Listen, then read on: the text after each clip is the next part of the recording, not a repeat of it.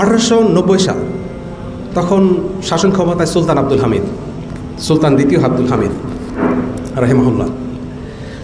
তখন চারদিকে প্রচুর শত্রুতা মানে রাশিয়া, ফ্রান্স, ব্রিটেন, বেসিক্যালি এই তিনটা চূড়ান্ত শত্রু ছিল। জার্মানি ছিল কিছুটা আমাদের ফ্রেন্ডলি।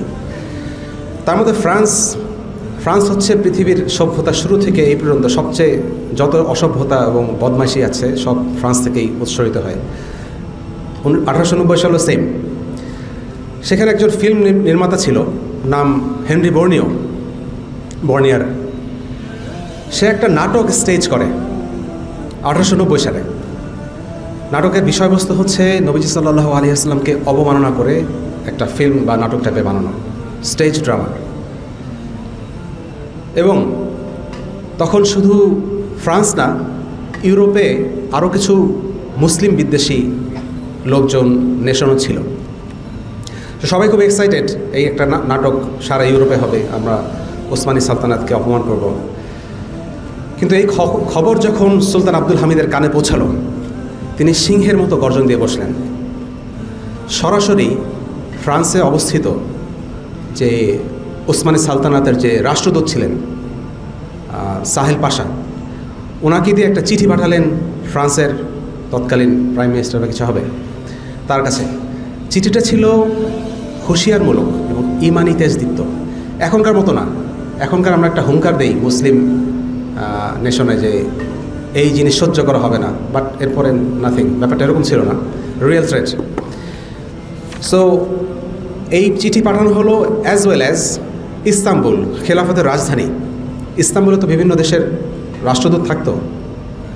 সেখানকার ফ্রান্সের রাষ্ট্রদূতকে তলব করা হলো ইস্তাম্বুলের খেলাফতের দপ্তরে। সো তলব করার পরেই সে ভয় পেয়ে গেল যে আসলে ওই নাটকের জন্য নিশ্চয়ই তলব করা হচ্ছে।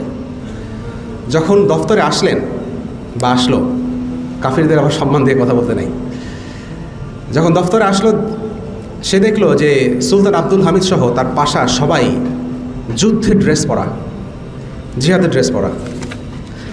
সে কতটা ভয় পেয়ে গেল আর কি, যে এ আবার কি, এখন কি যুদ্ধ হবে?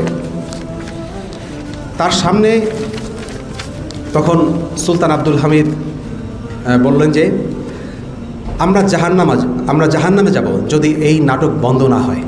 আর তুমি যদি এখন গিয়ে তোমাদের এই নাটক বন্ধ করতে না বলো, তাহলে আমরা উসমানীয়রা আকাশ হয়ে তোমাদের উপরে ভেঙে পড়ব এবং তোমরা পরাজিত না হওয়া পর্যন্ত আমরা থামব না, আবার রক্তের খেলা শুরু হবে। অবভিয়াসলি ফ্রান্সে সেই নাটক আর মঞ্চস্থ হয় নাই, যদিও সেই ফিল্ম মেকার বেলজিয়াম এবং আরও কয়েকটা দেশে ট্রাই করছে এটা, বাট সেটাও থামানো গেছে। এই যে দেখেন, আপনাদের এই যে জীবদ্দশায় কতবার নবীজি সাল্লাল্লাহু আলাইহি ওয়াসাল্লামকে অবমাননা করা হলো বিভিন্ন জায়গায়।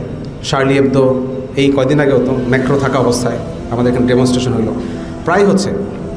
এর বিরুদ্ধে আমরা কয়েক হাজার কিলোমিটার দূর থেকে কিছু ডেমনস্ট্রেশন করি, মিছিল করি, মেনে নেওয়া হবে না, বাট এই ডেমনস্ট্রেশন পর্যন্তই।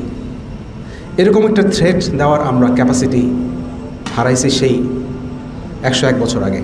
এর কারণ কি? মুসলিমদের জামাতবদ্ধ থাকার যেই এসেন্স, জরুরিয়াত, সেটা আমাদেরকে ভুলিয়ে দেওয়া হয়েছে।